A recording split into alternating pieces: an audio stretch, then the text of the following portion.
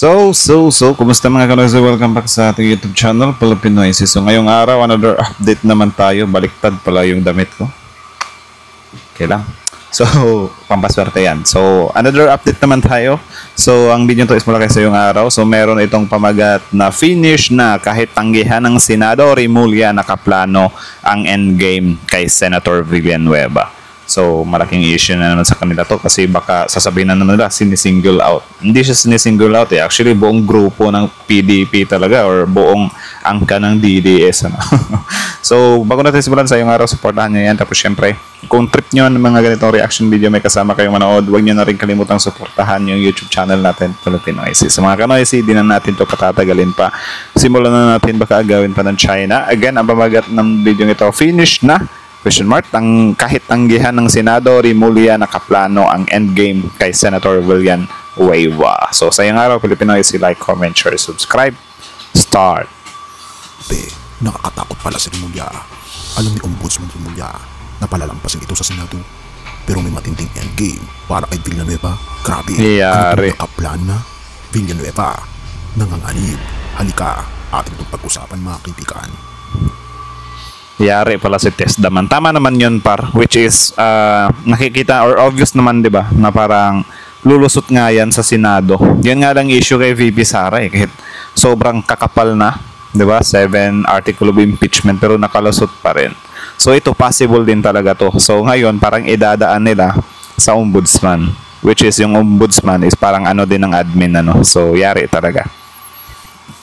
Because that is the way it works. We have to respect each other here. We respect their rules. We respect the way that they conduct business. We respect the independence of the Senate. But the design of the government is that the ombudsman is there to protect the people. Grabe, kung akala mong tama ni Joel Villanueva noong 2019, mali ka. Kasi ngayong 2025, may kumakalat na bulong sa mga pasilyo ng kapangyarihan. Nakaplano na raw.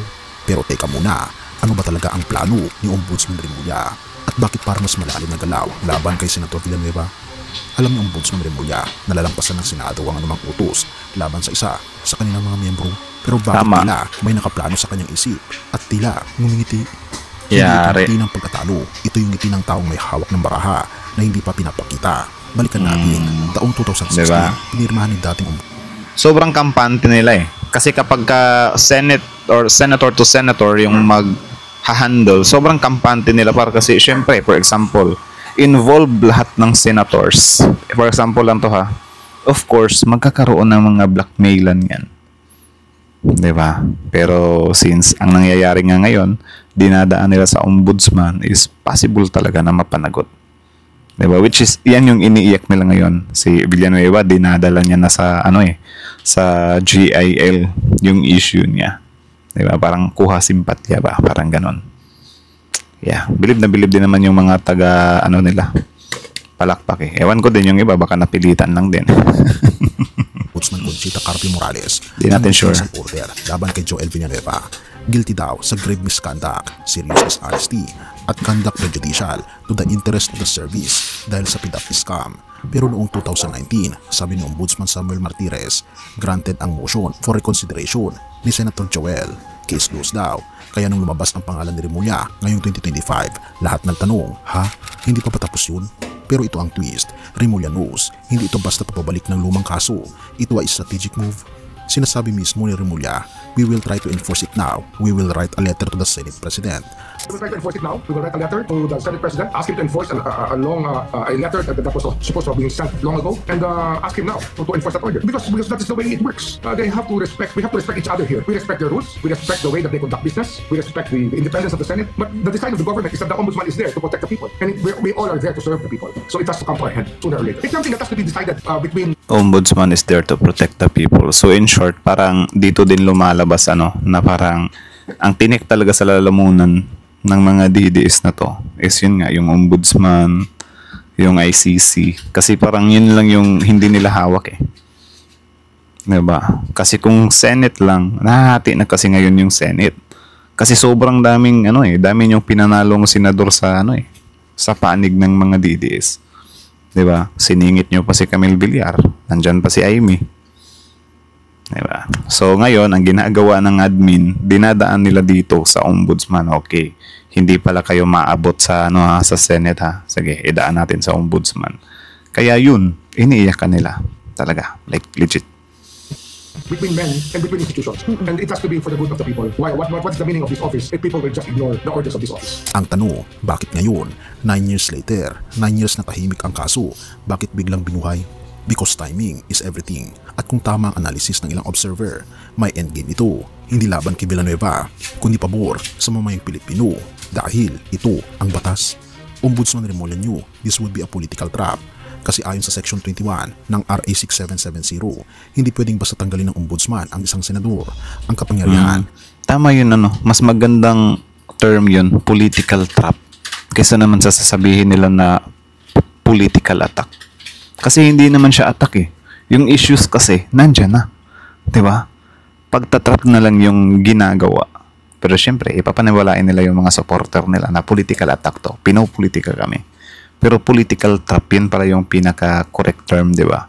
Na parang, uy, hindi kayo mapanagot sa term nyo, ha? Ngayon, tatrap namin kayo. Ay nasa Senado mismo, kaya siguradong tatanggihan nila ito dahil kulig nila si Villanueva. Pero kung tatanggihan nila ito, boom, meron na siyang dahilan para dalhin ito sa Korte Suprema. Therefore, Senate rejection becomes the perfect trigger para sa isang constitutional showdown. Teka, kahit si Morales ang dating ombudsman, nagsalita ulit. Otherwise, everybody wants to be a senator because kahit may infraction ka, you still remain senator. But in 2016, when you ordered his dismissal, the Senate refused. And should the Senate have followed? They should have. Otherwise, everybody wants to be a senator, and because of any infraction of the law that you commit, you will still remain senator. Parang sinasabi niya, kung hindi papatupad ang batas, magiging simbolo ng impunity ang Senado. At yan ang narrative na gustong bitawan ni Remulla, ang tagapagtanggol ng batas, laban sa kapangyarihang politikal. Samantala, si Villanueva tahimik pero matalim ang tugon. Harassment plus fake news, sabi niya. Pero may isa pang tanong, bakit ngayon lang? Pero yung way na pagde-defend ni Villanueva, parang mas daig niya pa si Robin Padilla, 'di ba? Na si Robin Padilla naman yung artista, pero grabe siya kung lumetra talaga. Bakit ganito? Ginaganon kami. Gumaganon eh. Parang mala Nora Honor vibes ganun. Lumabas ang mga clearance niya mula sa Ombudsman at Sandigan Bayan. Parehong may petsang September 10, 2025. Kung cleared na pala noon pa, bakit kailangan pang i-reaffirm? Bakit ngayon? Coincidence ba? O anticipation ng paparating na bagyo? Ito ang hindi sinasabi ng headline. Remulla is not just reviving a case, he's setting up a constitutional chess match. If the Senate resists, he goes to the Supreme Court. If the court rules in his favor, he redefines the limits of legislative immunity. So we go to the Supreme Court. It's really meant to go to the Supreme Court if they do not obey. And chances are they will not obey because it's a collegial body that decides only on political matters when it comes to decisions like this. So it has to become a justiciable controversy for the court to decide. But if they refuse to do it or it's not enforced, the vote is not gotten, then we will ask the courts about how the hell do we enforce an order from the ombudsman when it's final in the secretary, or even when it's not final in the secretary, but because it contains a grave offense, if you're found guilty of a grave offense, I think that it's our duty to enforce it. At kung tama ang hinala ng ilan, may tatamaan sa proseso. Kasi sa dulo, hindi lang si Joel Villanueva ang target, kundi ang isang kapangyarihan. Kaya kung akala mong simpleng reminder lang ang sulat ng Ombudsman Remulla, maghintay ka kasi sa larong ito. Wait lang basahin ko muna. This certifies that our records shows that as of 9 September 2025, Emmanuel Joel Jose Villanueva, para siyang si Jose Marichan, Senate of the Philippines, Jokno, Boulevard, Pasay City, no pending criminal and administrative cases with the Office of the Ombudsman. Okay. Ang mga galaw ay hindi lang legal, kundi politikal. At sa huling eksena, baka yung tahimik na galaw ni Remulla, yung mismong checkmate na hindi napansin ng Senado. Have mercy, O God. Sa gitna ng lahat ng ito, mga intriga sa politika, galawan ng kapangyarihan, at tila walang katapusang paghahanap ng hustisya, may isang paalala na dapat hindi natin makalimutan. Ang tunay na hustisya ay hindi nagmumula sa tao, kundi sa ating Panginoong Diyos. Sabi sa Romans chapter 3, verses 23 to 24, For all have sinned and fall short of the glory of God, and all are justified freely by His grace through the redemption that came by Christ Jesus. Lahat tayo, kahit ang pinakamakapangyarihan ay nagkakamali. Pero ang ating Panginoon Jesus, sa kanyang walang hanggang pag-ibig, biyaya at awa, ang siyang nag-aalok ng tunay na kapatawaran. Hindi niya tinitingnan kung sino ang may posisyon o kasalanan. Ang tinitingnan niya ay ang pusong handang lumapit at magsuko. Kaibigan, kapatid, sa mga panahon na parang gumuho ang tiwala sa tao, sa sistema o sa hustisya ng mundo. Ang ating Ngiti-ngiti siya eh. Panginoon Jesus lang ang hindi nagbabago. Siya ang hustisya na may awa, ang hari na may puso, at ang tagapagligtas na may biyaya. Kaya kung nabibigatan ka, kung nalilito ka sa kung sino ang tama o mali, lumapit ka sa Kanya ngayon. Yusuko mo ang takot, galit at pagod mo sa ating Panginoon Jesus. Dahil sa Kanya, ang hustisya ay laging may halong pag-ibig. Purihin ang ating Panginoon Diyos at tayo manalangin. So yun lang naman. So kayo na masasabi nyo dito, comment down below. Tapos yun, pag-usapan natin yan sa comment section. So again, ang video to is mula kayo sa yung araw. So supportahan nyo yan. Original video link in the description box below. Tapos syempre, bago nyo iwan yung YouTube channel natin, Philippine IC, don't forget to like, comment, share, subscribe. So kitang-kita nyo naman yun. Rimulya versus, I think, DDS, DDS Black or whatsoever. Diba? Or PDP na nga. Kung isasagad mo na. Kasi talaga, ina-action na. So yun nga, about sa sinasabi nila na power tripping or whatsoever, sobrang subjective kasi niyan. Kasi pwedeng yung sinasabi nilang power tripping is parang pinapanagot sila sa hindi nila kasalanan. Yung isa naman, pinapanagot sila sa kasalanan nila na hindi nila napanagutan nung time nila. Kasi sobrang sila yung naghahari. So I think, para sa akin, okay lang yun.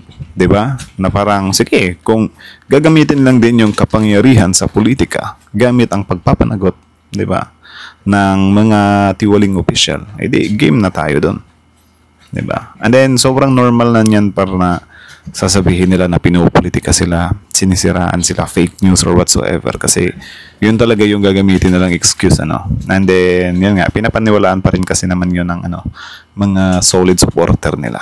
Kahit na nagsilitawan na yung mga ebidensya, naniniwala pa rin sila dun sa nila. Ang nakakaano lang dito sa part na to, like, sa sobrang desperate na ni, Senator Joel Villanueva, dinala niya na mismo yun sa church niya, di ba?